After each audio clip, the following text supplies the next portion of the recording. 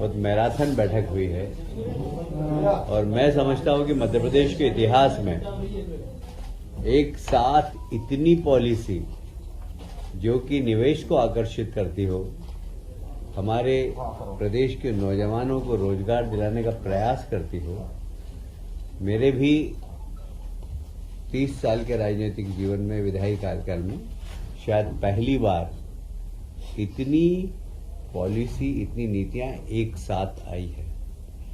Policy के बारे में मैं डिस्कस करूं उसके पहले मैं शुरुआत से बताना चाहूंगा कि हमारे माननीय मुख्यमंत्री जी ने, जैसा कि हमारे राष्ट्रीय अध्यक्ष नड्डा जी ने आग्रह किया था कि प्रयागराज जाने वाले यात्रियों को किसी प्रकार की असुविधा नहीं हो, हर राज्य के कार्यकर्ता अपने अपने क्षेत्र से गुजरने वाले प्रयागराज के यात्रियों की सुविधाओं का ध्यान रखें, क्योंकि रोड जाम होने के कारण कुछ जंगल में लोग फंसे हुए हैं।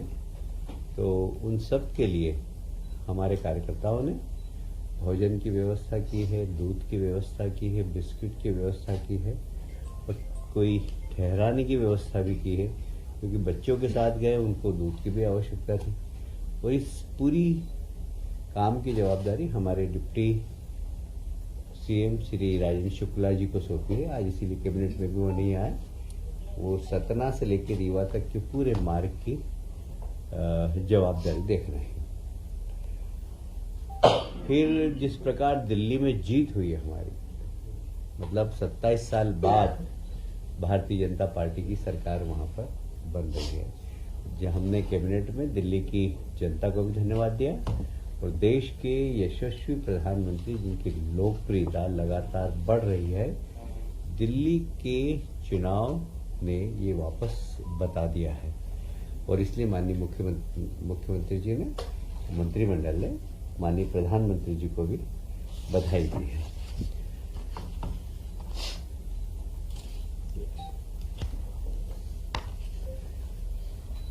जीआईएस की तैयारियां में अभी पूरी सरकार लगी हुई है, आप सभी जानते हैं। बाहर का निवेश हमारे यहाँ आए, इसके लिए माननीय मुख्यमंत्री जी विदेश में गए भी थे और कल दिल्ली के अंदर विदेशी राजदूतों के साथ बैठक भी है। हमारा वाणिज्य केंद्र का वाणिज्य उद्योग विभाग उसको कोऑर्डिनेट कर रहा है और कैसे बाहर के इन्वेस्टर मध्य प्रदेश में आए, इन्वेस्टमेंट करें, इसके लिए कल माननीय मुख्यमंत्री जी विदेश के सारे राजदूतों के साथ बैठक करेंगे। वैसे जीआईएस की तैयारी के प्रबंधन के लिए एक समिति का भी गठन किया गया है, जिसमें हमारे दोनों डिप्टी सीएम हैं, भोपाल के प्रभारी मंत्री हैं, भोपाल जिले के स्थानीय मंत्री, सांसद और भोपाल और खजुराहो के स्थानीय विधायकगण, मेयर, ये सब इस कमेटी में शामिल है। जीआईएस के माननीय प्रधानमंत्री जी 24 फरवरी को यहाँ पर आ रहे हैं और 25 को हमारे गृह मंत्री, गृह और सहकारिता मंत्री माननीय अमित शाह जी भी आएंगे। मुझे लगता है कि समापन गृह मंत्री जी अमित शाह जी ही करेंगे।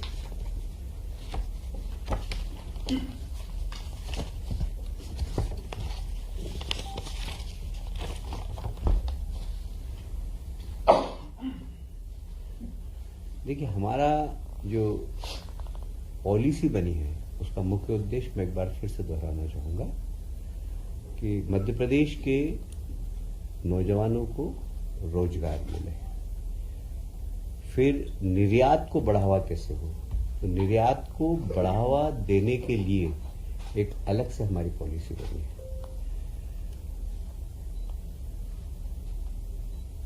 निवेश करने वालों को बहुत ज्यादा परेशानी नहीं हो, सुलभता से निवेश कर सके, इसलिए जो अनुमतियों के अंदर समस्या जाती है उसको मिनिमाइज किया है।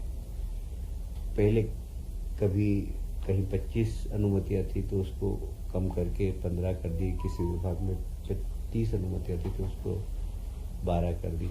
अनुमतियां और सब ऑनलाइन है और पारदर्शी और समय सीमा के अंदर सारी अनुमति देना चाहिए, इस बारे में शासन के निर्देश भी है। ईज ऑफ डूइंग बिजनेस को बढ़ावा देना हमारा इस पॉलिसी का मुख्य उद्देश्य है।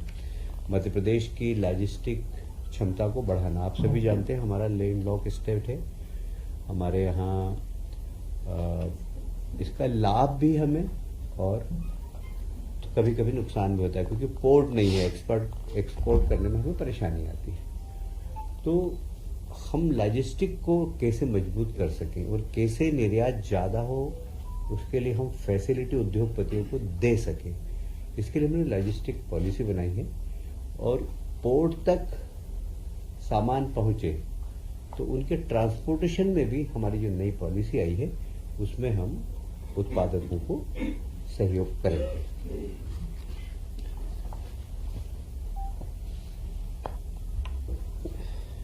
जैसे मैं आपको बताना चाहूँगा, जो हमारी पॉलिसी है उसके जो हमने फोकस किया है वो निवेशकों को हमारी प्रमुखता में लिया है, और सरकार कैटालिसिस की भांति काम करेगी, सरकार उत्प्रेरक की भांति करेगी। निवेशक आए और उसका काम कैसे जल्दी हो, क्योंकि कई बार परमिशन के कारण अन्य कारणों से लोग परेशान हो जाते हैं। तो हमारा काम होगा, सरकार का काम, उसका निवेश स्पीडली यहाँ पर आए, और इसके लिए इस पूरी पॉलिसी को इस प्रकार बनाया गया। जैसे मैंने कहा, ईज ऑफ डूइंग बिजनेस, कई अनुमतियां कम कर दी है और एनओसी वगैरह भी दे दी, और ये सारी जो अनुमतियां होगी ये लोक सेवा गारंटी के अंतर्गत रखी गई, जिससे समय सीमा में सब हो सके।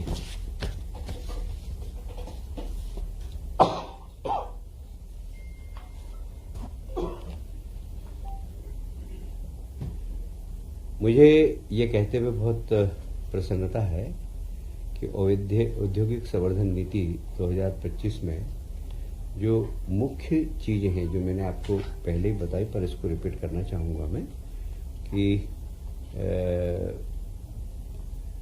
ये पूरी नीति बनी हमारी सारा उद्योगों से, उद्योगपतियों से चर्चा करने के बाद बनी है।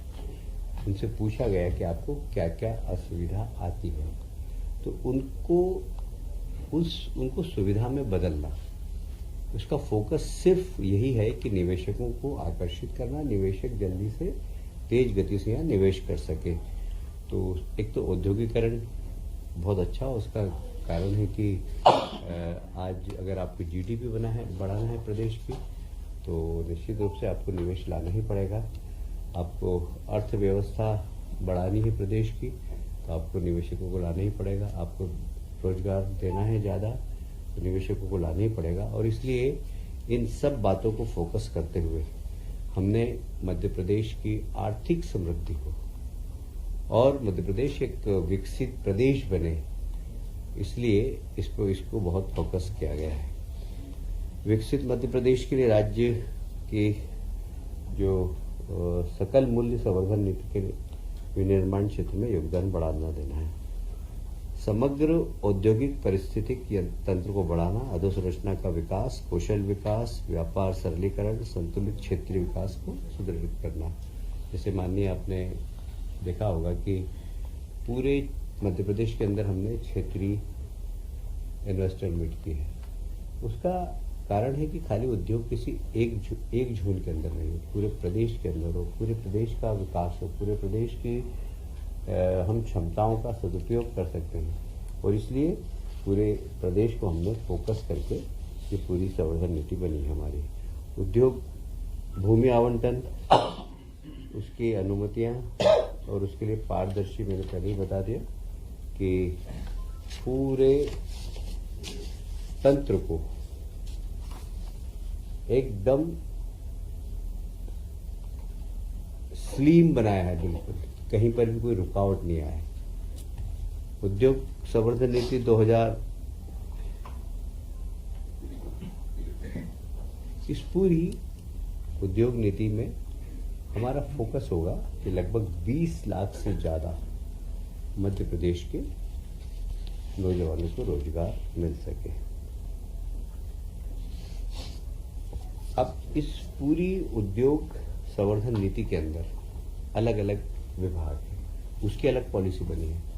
तो इसे कृषि डेयरी एवं खाद्य प्रसंस्करण नीति, क्योंकि अगर सबकी मैं डिटेल बनाऊंगा तो एक फिल्म पूरी आपको 3 घंटे की देखना पड़ेगी, इसलिए मैं शार्ट में बता देता हूँ कि जैसे कृषि डेयरी व खाद्य प्रसंस्करण नीति, अब इसको भी हमने बहुत सुलभ बनाया है।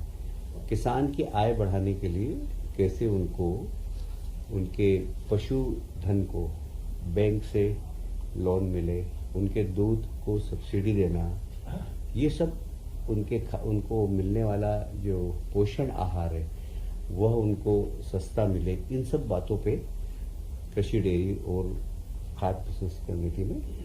टेक्सटाइल नीति, ये रोजगार देने वाली नीति है और इसलिए इसको भी बड़ा हमने फोकस करके, क्योंकि सबसे ज़्यादा रोजगार देने वाले जो 7-8 उद्योग है उसमें टेक्सटाइल भी एक है।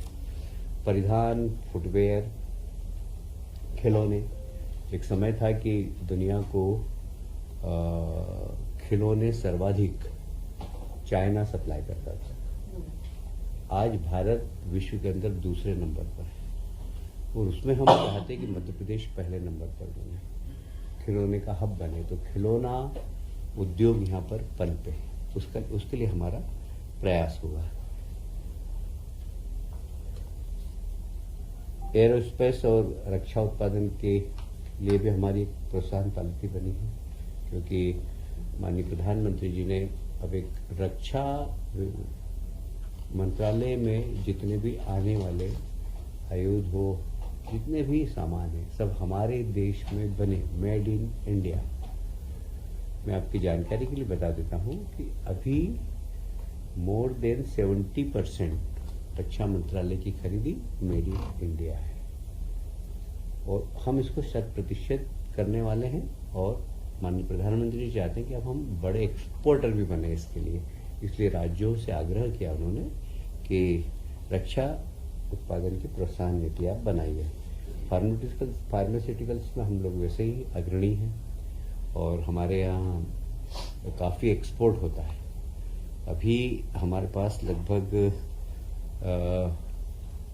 निर्यात मेरा ख्याल है कि 60 लाख करोड़ के आसपास। एमपी का कि इंडिया का? नहीं, मध्य प्रदेश का 60,000 करोड़ होता है। हम इसको 1 लाख करोड़ तक ले जाने का हमारा लक्ष्य एक्सपोर्ट को। बायोटेक्नोलॉजी की नीति, आज के आधुनिक शिक्षा में बायोटेक्नोलॉजी का बड़ा महत्व है और इसकी बायोटेक्नोलॉजी में हम R&D को ज़्यादा फोकस कर रहे हैं, क्योंकि बायोटेक्नोलॉजी में R&D के बाद उसमें जो संभावना है वो बहुत ज़्यादा है और इसमें युवाओं को बहुत सारे अवसर भी मिलेंगे। मेडिकल डिवाइस नीति, इलेक्ट्रिकल व्हीकल आज की आवश्यकता है और उसके भी विनिर्माण की नीति हम बना रहे हैं। नवीनीकरण ऊर्जा, अभी मैं बताऊंगा आगे, उसमें हम लोग 5 पॉलिसी और लाए हैं।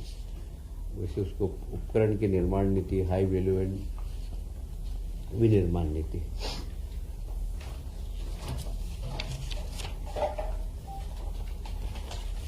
अभी हम छोटी सी हाईलाइट बता देता हूं मैं आपको कि पहले हमारे यहाँ अधिकतम सहायता 150 करोड़ की देते थे हम उद्योगों में, अब इसको बढ़ाकर 200 करोड़ कर दी है। मध्य प्रदेश उद्योग संवर्धन नीति 2025 की मूल नीति में मैंने बता दिया 10 नवीन नीतियां हैं जो मैंने आपको बता दी हैं। पहली बार FDI को बढ़ावा देने के लिए हमने पॉलिसी बनाई है। फर्स्ट टाइम साधारणतया FDI किसी भी राज्य में डायरेक्ट नहीं आती, पर हमने अब इसको डायरेक्ट लाने के लिए पॉलिसी बनाई है।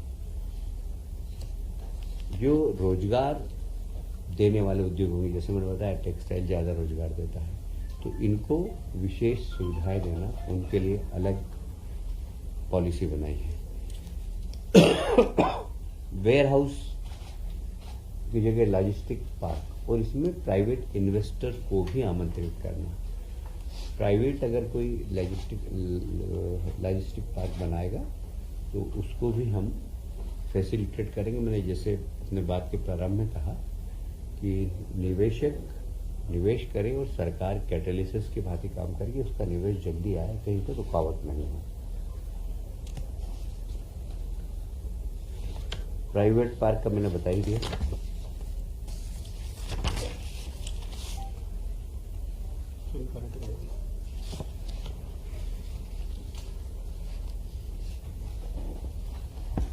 फिल्म पर्यटन नीति, पिछले दिनों हमने मध्य प्रदेश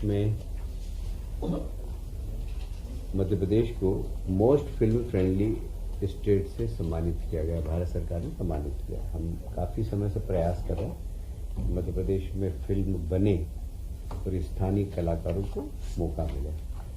हमारी इस पॉलिसी के कारण बहुत सारे स्थानीय कलाकारों को मौका भी मिला है। हम इसको और थोड़ा सा सरल बना रहे हैं। तो सबसे ज़्यादा फिल्मों का निर्माण दक्षिण में होता है, तो हमारी पॉलिसी को हम दक्षिण तक भी ज़्यादा प्रचार प्रसार करेंगे। दक्षिण की भाषाओं में फिल्म बनेगी तो भी हम हमारे यहाँ की सब्सिडी उसको प्रदान करेंगे, क्योंकि आजकल डबिंग होती है, डबिंग में सारी भाषाएं आ जाती हैं, तो वो उसमें हम करेंगे। छोटी फिल्में आजकल बहुत बन रही हैं, सीरियल्स बहुत बन रहे हैं, इन सब को हमने फोकस करते हुए, और ये सब यहाँ पर आए बनेंगे तो इन सबको सरकार सुलभता के साथ सब्सिडी प्रदान करेगी। जितनी भी शूटिंग की परमिशन होती है वो सिंगल विंडो से एक जगह आए और शूटिंग की सारी परमिशन ले जाए। हमने अभी तक परियोजना के ऊपर 10 Hindi feature film, 1 Telugu feature film और 4 वेब सीरीज को 21 करोड़ की अनुदान राशि दी है। पूरी फिल्मांकित परियोजनाओं के लिए हमने 700 करोड़ से अधिक की राशि व्यय की है। इसमें लगभग 1,25,000 से अधिक रोजगार स्थायी और अस्थायी लोगों को मिले। कुल मिलाकर जो नई छूट जो देंगे वो कितनी सब्सिडी में क्या देंगे आप बता। देखिए, ऐसा है कि अलग अलग प्रकार की सब्सिडी, ऐसा है कि यदि आप युवाओं को उत्प्रेरणा देने वाली कोई अच्छी फिल्म बनाएंगे तो उसके लिए थोड़ा सा ज़्यादा देंगे। कोई महिलाओं को फोकस करके महिला सशक्तिकरण के लिए कोई फिल्म बनाएंगे तो उसमें हम ज़्यादा सुविधाएं देंगे। ऐसे फिल्म बनाना और अच्छी फिल्म बने, जैसे मैं उदाहरण बताऊंगी कि माता अहिल्याबाई का 300वां जन्मदिन, कोई उसके ऊपर फिल्म बनाएगा तो हम और ज़्यादा, ये सब डिपार्टमेंट को हमने अधिकार दे दी है कि वे विषय वस्तु को देखकर और अच्छी फिल्म बने हमारे प्रदेश के अंदर, उसको विशेष रूप से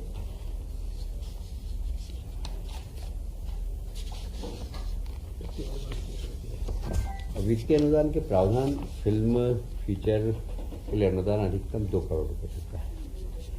वेब सीरीज के लिए अनुदान लगभग 1.50 करोड़ का है।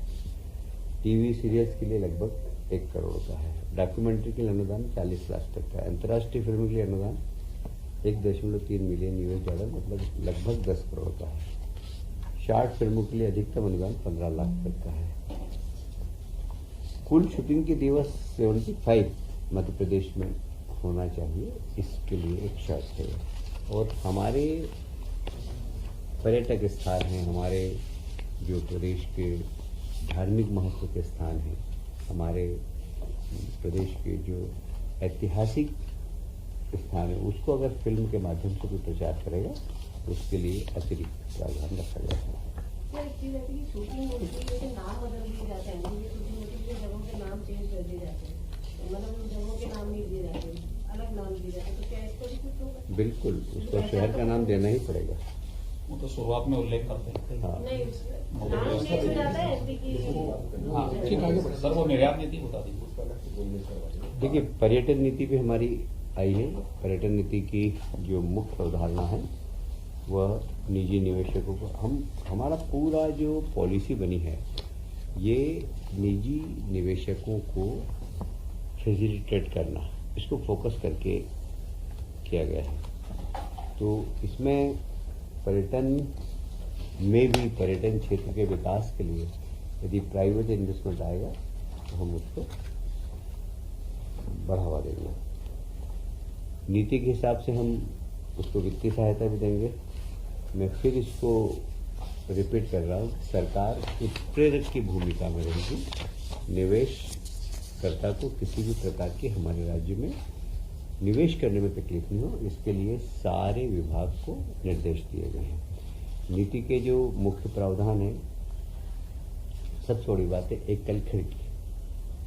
मैं इसको फिर रिपीट कर रहा हूँ कि हर विभाग के अंदर, चाहे पर्यटन नीति हो, चाहे उद्योग संवर्धन नीति हो, सब में एकल खिड़की को हम महत्व दे रहे हैं। अनापत्तियों की पहले जो 30 दिन का समय था उसको भी हमने घटा दिया है, 10 दिन कर दिया है। और मैंने पहले भी बता दिया आपको कि सब लोक सेवा गारंटी के से जोड़ देंगे हम लोग। चयनित लैंड बैंक हेरिटेज संपत्तियां, आवेदन का सरलीकरण, पारदर्शी प्रक्रिया है, ये सब हमारी इस पूरी, चाहे पर्यटन की नीति हो, चाहे हमारी उद्योग संवर्धन नीति हो, इसका मुख्य विषय है। अल्ट्रा मेगा परियोजनाएं लगभग 100 करोड़ से अधिक की, ये आमंत्रण द्वारा लगभग 15% से 30% पूंजीगत अनुदान, अधिकतम ₹90 करोड़ पीपीपी के माध्यम से निजी निवेश पर हम ज़्यादा विशेष ध्यान देंगे। अब जैसे बहुत सारे, जैसे गोल्फ में विशेषकर जापान बड़ा आकर्षित होता है। अगर कोई गोल्फ का मैदान बनाएगा तो उसको हम एक विशेष सुविधाएं देंगे। कन्वेंशन सेंटर बहुत ज़रूरी है आजकल इतनी सारी ये व्यापारिक ऑर्गेनाइजेशन की सबमिट होती है। कभी आपने देखा होगा रेडीमेड, कभी फार्मेसी की, कभी किसकी, डॉक्टर्स की भी होने लग गई है अब तो बड़ी, और इसलिए कन्वेंशन सेंटर जितने भी बनेंगे हम उनको भी देंगे। वेलनेस रिसोर्ट, आजकल हेल्थ के प्रति जो जागरूकता आई है उसको भी हम विशेष अनुदान देंगे। क्रूज, अंतरप्रांतीय वायुसेना, heritage hotel, ropeway museum, light and sound show आदि, ये सब हमारी प्रोत्साहन योजना के अंतर्गत हैं।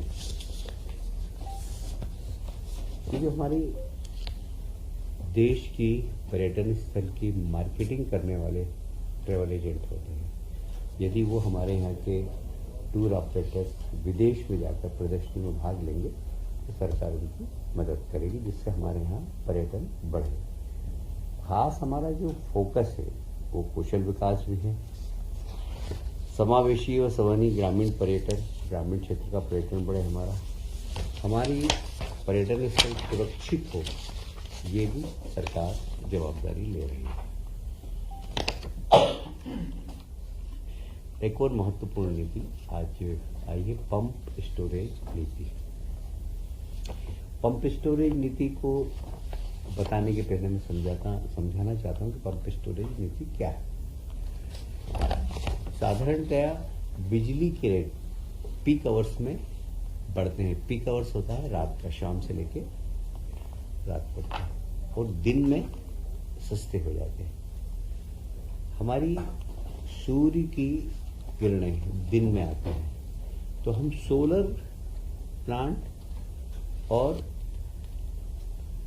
प्लांट से दिन में बिजली लेंगे, हैं, और उसके बाद उस बिजली को वापस, पानी ऊपर रहेगा, नीचे टैंक रहेगा, रात में उस टैंक का पानी नीचे गिरेगा और बिजली बनाएंगे।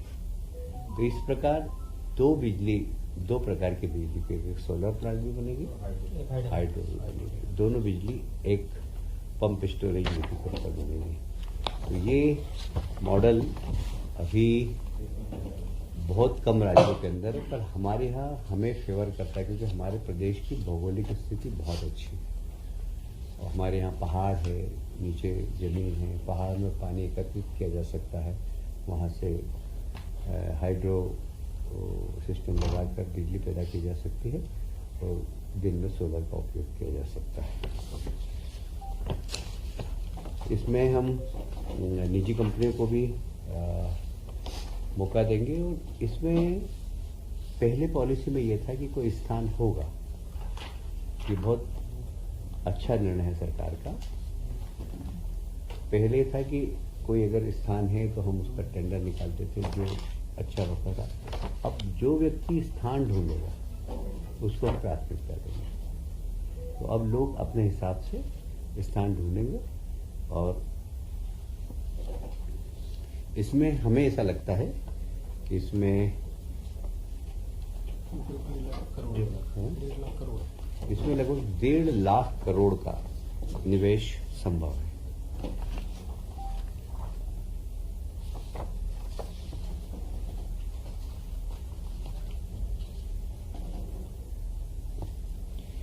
एक और पॉलिसी आज कैबिनेट ने पास की है, सीजीसी पॉलिसी है, सीजीडी पॉलिसी, मध्य प्रदेश की city gas distribution policy, city gas distribution policy.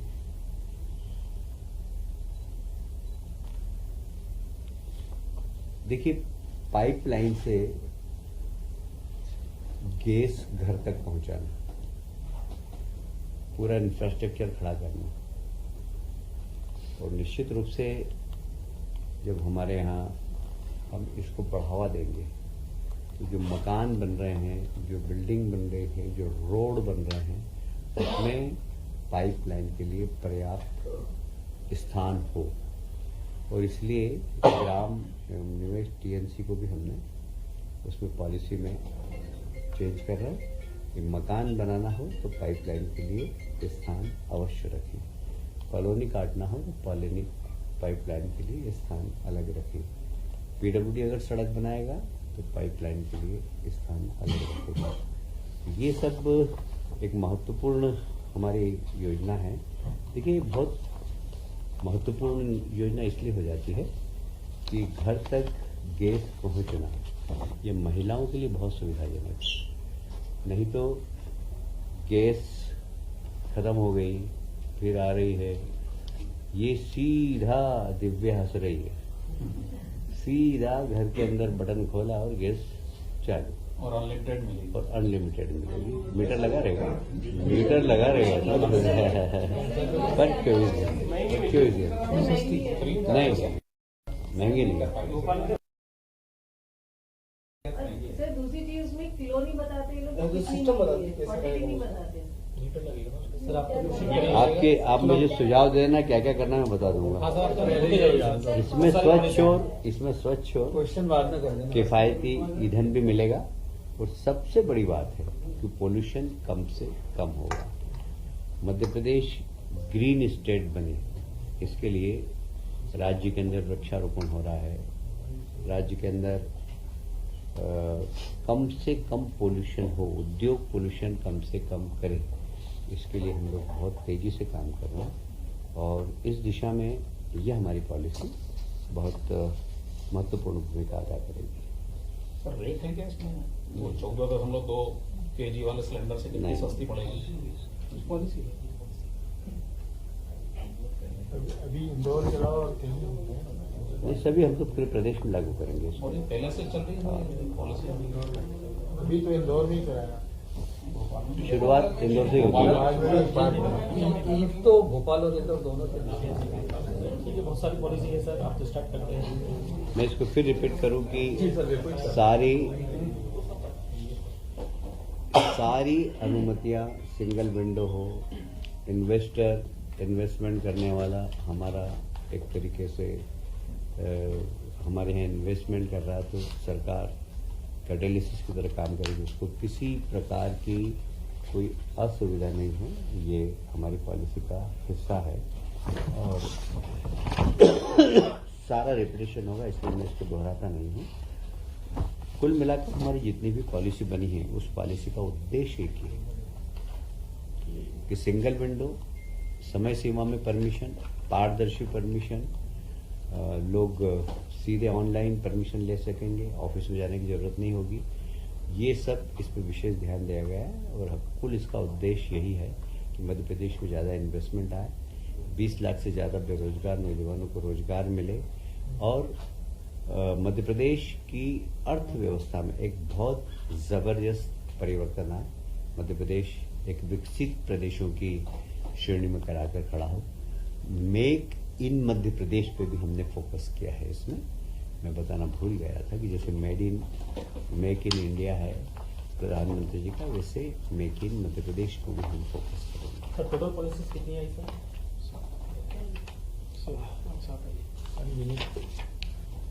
उद्योग वाली भी 10 है। एक और शिवपुरी के अंदर, शिवपुरी आप जानते हैं कि पर्यटन स्थल है, जब से वहाँ पर चीते महाराज जी पहुँच गए हैं तब से तो लोगों के आकर्षण का केंद्र बन गया है। तो वहाँ पर एयरपोर्ट नहीं था, तो एयरपोर्ट की आज हमने परमिशन दी है और हम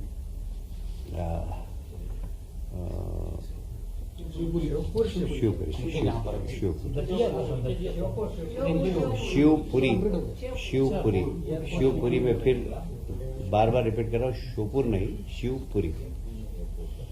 हम उड़ान योजना के अंतर्गत हम केंद्रीय मंत्रालय के विमानन विभाग से MOU करके और इसका निष्पादित हो चुका है। वहाँ पर कुछ जमीन का विषय है, बारिश की जमीन है, वो हम तत्काल वो हमारे हाथ में है, उसको राजस्व की जमीन दे देंगे और वन की जमीन लाइसेंस मिला कि नहीं? लैंड लेके अभी MOU है। टोटल पॉलिसी कैलाशी प्रधानमंत्री 1 मिनट यार, मेरे सारे विषय हो जाए फिर आप पूछना मुझसे। जैसे इस पॉलिसी में इस प्रेस कॉन्फ्रेंस में प्रश्न नहीं पूछे जाते हैं, पर आप सीनियर पत्रकार हैं इसलिए आपका जवाब दूंगा। One way traffic.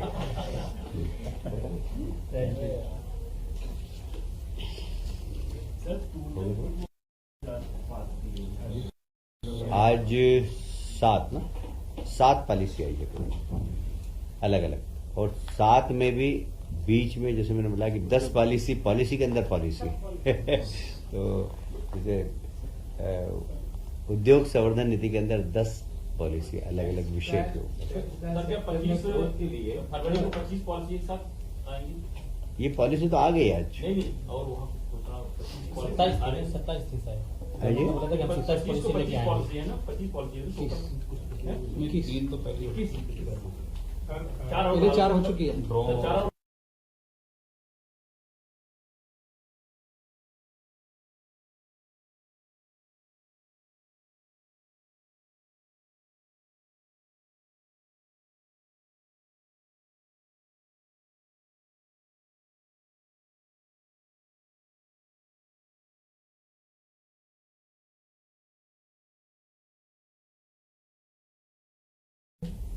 वो तो पहले ले लिया था हमने। टेक्सटाइल पार्क हमारे पास आ भी गए और वहाँ काफ़ी अच्छा डेवलपमेंट भी चल रहा है। और टेक्सटाइल हमारे फोकस के अंदर है क्योंकि सबसे ज़्यादा रोजगार देने वाला फील्ड है। कैलाशी वाले को लेकर हाँ।